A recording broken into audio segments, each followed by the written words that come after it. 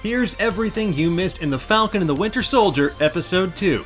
Still no Mephistos anywhere to be seen, but The Falcon and Bucky Show Episode 2 gave us plenty to talk about. Titled The Star Spangled Man, the second episode got into the darker side of Marvel Comics history, explored issues of legacy, and reminded us why all the Avengers are in dire need of therapy. Session now.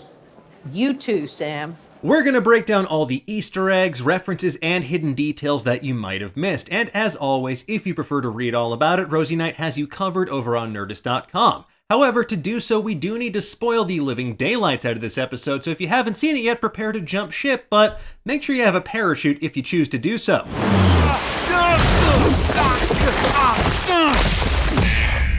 have all of that on camera, you know that, right?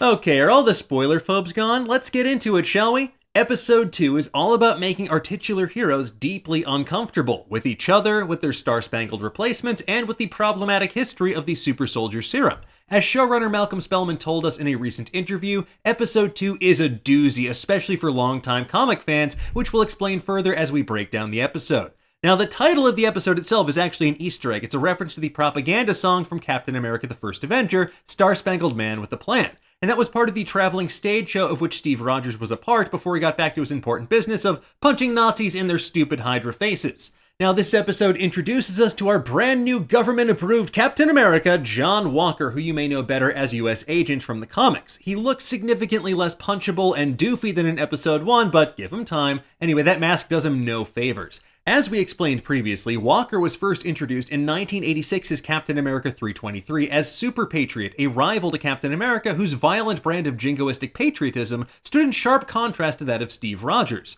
In order to capitalize on the popularity of storylines like Spider-Man No More, where Peter Parker gives up his superheroic identity, Marvel had Steve Rogers do the same thing, allowing John Walker to take over the mantle of Cap. And during his time as Captain America, Walker was brash, violent, and unforgiving, crossing lines that Steve Rogers would never, and giving us a version of Captain America that has more in common with the Punisher than the patriotic poster boy we all knew and loved. Meanwhile, on the show, John is in his hometown of Custer's Grove, Georgia, for a special Good Morning America interview as part of the new Captain America's PR blitz, which feels very The Boys compared to what we're used to from the MCU, where heroes tend to eschew the spotlight. Now, before he was Captain America, as Super Patriot, Walker would actually stage attacks during rallies like these with 3 bold urban commandos, or Buckies if you nasty. And one of the Buckies is Lamar Hoskins, who we also meet in this episode as John's partner in crime, or I guess partner in justice, I should technically say. Taking on the name Battlestar in Captain America 341, Lamar, like his friend John, was a soldier that became a super soldier thanks to a shadowy organization known as the Power Broker, who is mentioned later on in this episode. Although Lamar is certainly John Walker's sidekick in the MCU, much like in the comics, they eschew the name Bucky for this character, given the similarity to a post-Reconstruction era racial slur which was explored in the comics. And while the show definitely explores racism and racial profiling in this episode, they don't want to open that particular can of worms at this time. Now, fun fact, the other 2 members of the bold urban commandos wind up becoming villains known as Left-Winger and Right-Winger. You know, that old classic comic book naming convention. Hopefully, though, we won't see them anytime soon because it's just too stupid. Anyway, John's eager to get out there and just do the job, but as Lamar reminds him, the propaganda song and dance has been a part of the Captain America job since day one.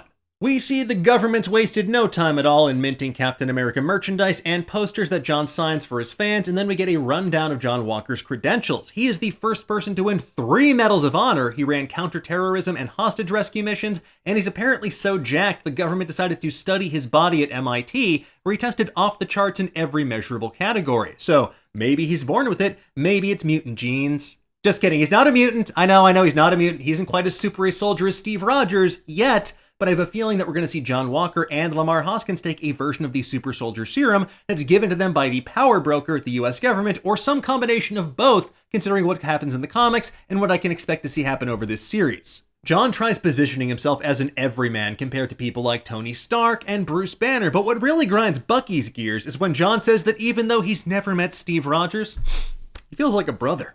Anyway, before we move on to meaner pastures, there is a blink and you'll miss it Easter egg in the locker room. Now, if you look closely, one of the lockers is labeled E. Torresislau, which is a nod to Aaron Torresislau, the show's assistant property master, someone whose last name I definitely didn't just butcher.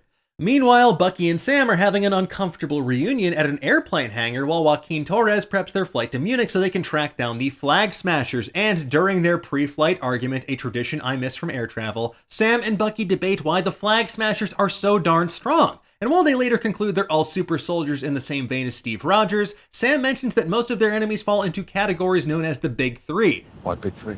Androids, aliens, and wizards. And while they're debating the semantics of whether Doctor Strange is a wizard or sorcerer vis-a-vis headwear, Bucky confirms something far more important, that he's an OG fan of The Hobbit, having read it back in 1937. How do you know about Gandalf? I read The Hobbit.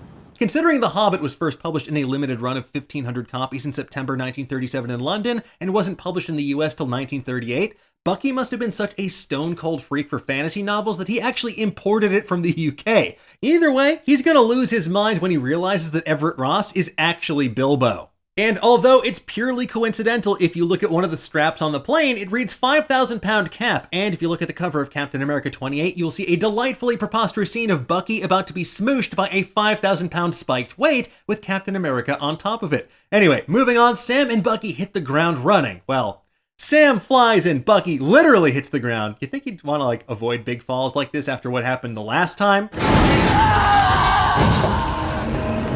But anyway, some people never learn. By the way, you also know Sam just has this collection of epic Bucky fails somewhere on Red Wing's hard drive that I personally can't wait to see. Inside the Flag Smashers warehouse, Bucky and Sam just can't agree on the best way to proceed. Bucky wants to rush in and take out the bad guys by force with his metal arm, and Sam wants to use tech like Red Wing to assess the situation. Sam teases Bucky about his Wakandan vacation, and we get our second reference in 2 weeks to Bucky's time as the White Wolf of Wakanda, a peaceful time where he could finally kick back and relax and stop fighting endless wars for, I don't know, a century. Here, the Flag Smashers are transporting what appears to be vaccines from the Global Repatriation Council that are intended for refugees who were displaced by the blip. The GRC is at odds with the Flag Smashers. The Flag Smashers believe that life was actually better during the blip, and they're pissed the only people being given resources and aid are those who disappeared, not those who remained. The real question, though, is what's actually in those crates? Is it medicine, or is it more of whatever Serum gave them their powers and turned them into super soldiers? Unfortunately for Bucky and Sam, the hostage they thought they saw in the back of that truck is actually Karli Morgenthau, the leader of the Flag Smashers, and Karli's name is a gender-swapped version of Karl Morgenthau, the man who went by Flag Smasher in the comics. And what follows is just like that one level of Overcooked as Bucky and Sam fight a slew of bad guys atop two moving trucks. They basically get their asses kicked repeatedly, and Karli gives Red Wing the old Batman over Bane's knee treatment. I always wanted to do that. So will this pave the way for Sam getting an actual Falcon named Red Wing as a sidekick instead of just a drone? Probably not, but I want to die on this hill in particular. Anyway, they're aided mid-battle by John Walker and Lamar Hoskins, the newly minted Captain America and Battlestar, who, unlike Steve Rogers, they cannot do this all day. They tracked Sam using Red Wing's data because it's technically property of the US government, which is a tough pill for Sam to swallow. During the fight, we get a taste of John Walker's unorthodox methods compared to Steve Rogers when he uses a gun to straight up shoot one of the Flag Smashers. And while this is happening, shippers all over the world rejoice as they get a heaping helping of quite literal Sam on Bucky action. Oh, Could've used that shield. get off of me! After the most uncomfortable car ride since Civil War, John Walker tips his hand by saying that he isn't trying to be America's ass, but he does wind up being America's ass when he says having Cap's wingmen on his side would make his life a lot easier. Yeah, good luck with that one, buddy. Moving on, we see the Flag Smashers must rely on a whisper network of supporters all over the world to help shelter them in safe houses and feed them their body weight in chicken livers and crackers, the breakfast of champions. As they're getting settled, Karli gets a text from a blocked number that says, "You took what's mine, I'm gonna find you and kill you." Now this is most likely from the Power Broker, who, as we'll see in a little bit, sends armed goons after the Flag Smashers to do just that. In the comics, the Power Broker is the organization founded by Curtis Jackson that attempts to replicate the super soldier serum to give paying customers superhuman powers, and two of their biggest paying customers, John Walker and Lamar Hoskins. Now, another connection is that the Power Broker's chief scientist, Dr. Carl Malus, is also behind the gruesome experiments that turn Joaquin Torres into a man-falcon hybrid in the comics. His DNA gets spliced with Sam Wilson's bird Red Wing, which leads to Joaquin eventually becoming the second person to become the Falcon. In the MCU, the Power Broker is clearly furious that Karli and company stole whatever version of the super soldier serum they had developed. But the bigger question is, who are they actually selling this serum to? As we know from previous trailers, Zemo says that someone out there is creating new superheroes. That's clearly the power broker. But the emergence of John Walker and Lamar Hoskins seems to suggest that the US government might be one of their biggest clients because they have a vested interest in creating super soldiers they can control despite their incredibly messy legacy, which we'll see more about in just a little bit. On the computer in the safe house, we see Carly's case file with two numbers, 109 and 122, that could refer to Captain America 109 and Captain America 122. In 109, we see Captain America and Bucky's origin story, and in 122, we see Cap brooding over his role as a symbol of the American dream during changing times. And while that issue doesn't feature Bucky, it does include a reference to Tolkien, so at least there's that. Meanwhile, on the plane, Bucky tells Sam that he wants to steal the shield, but Sam reminds him of exactly what happened the last time they did that. Civil war broke out between the Avengers, branding Sharon Carter an enemy of the state, and sending Sam and Steve on the run for 2 whole years. Back in the US, Bucky takes Sam to Baltimore to make a very important, extremely overdue introduction. He takes him to see Isaiah Bradley. Played by Carl Lumbly, Isaiah is another person that was given the super soldier serum and used as a weapon of war by the US government after Cap went missing, and Bucky emerged as the Winter Soldier working for Hydra. The two did battle during the Korean War, and Isaiah apparently kicked Bucky's ass up and down the Korean peninsula.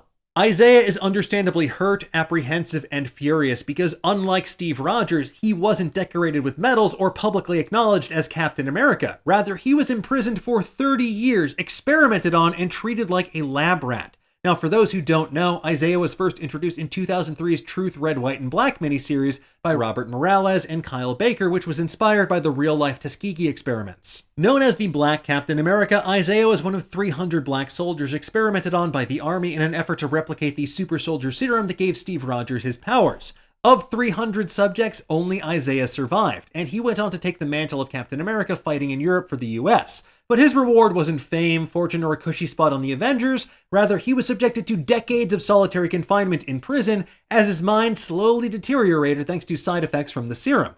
His grandson, Eli, the young man that greets Sam and Bucky at the door, actually goes on to become the young Avenger known as Patriot, who then tries to take a shortcut to get superpowers by injecting himself with mutant growth hormone. And while we theorized previously about how this show could introduce mutants, it does seem likelier at this point that Eli would wind up taking a version of the Power Broker's super soldier serum that the Flag Smashers are using to give himself superpowers instead. And given the introduction of major Young Avengers characters like Billy and Tommy, aka Wiccan and Speed in WandaVision, Kate Bishop in the upcoming Hawkeye series, Cassie Lang, aka Stature in Ant-Man Quantumania, as well as Kamala Khan in Ms. Marvel and America Chavez in Doctor Strange in the Multiverse of Madness, this is yet another clue that the Young Avengers are coming to an MCU near you in a future phase. Back to the matter at hand, Isaiah is clearly traumatized by his experience and his horrendous treatment at the hands of an uncaring government, and he kicks Sam and Bucky out of his house. He doesn't want to talk about the Super Soldier program anymore, especially after a former Hydra assassin just shows up on his doorstep like decades later.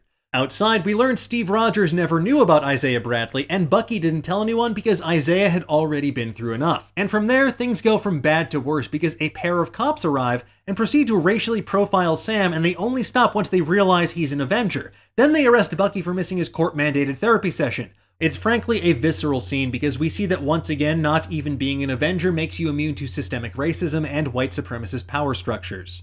Next up in the police station, we see posters for both John Walker as Cap and the GRC adorning the walls. Bucky is bailed out by John Walker, who claims jurisdiction over both Sam and Bucky somehow, but before that they find themselves in couples therapy with Dr. Rayner, who we met last episode. Who would like to start? Although the staring contest is played for laughs, we do get a nice moment of honesty from Bucky about why he's so mad at Sam for giving up the shield, because if Sam isn't worthy of the shield, then maybe Steve Rogers was wrong about Sam. And if Steve was wrong about Sam, then maybe he was wrong about Bucky being redeemable too, which is exactly what keeps the former Winter Soldier up at night. Things get tense outside the station as John and Lamar try to enlist Sam and Bucky to help them track down the Flag Smashers, but Sam explains that unlike those government goobers, they are free agents. They can operate wherever they want, free of regulation.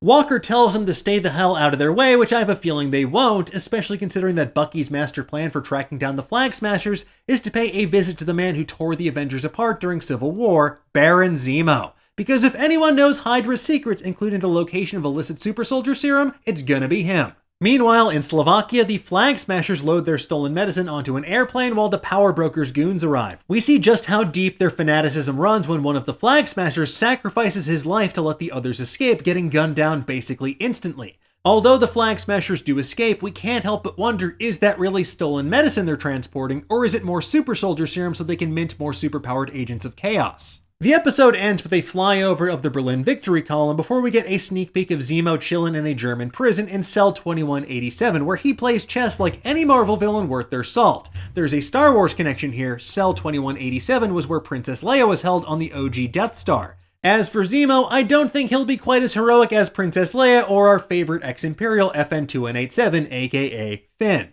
And there you have it, folks. That is everything we spotted in the Falcon and Bucky Show Episode 2. And if you missed it last week, make sure you pay close attention during the closing credits because there are Easter eggs galore. For more on that, watch our previous breakdown.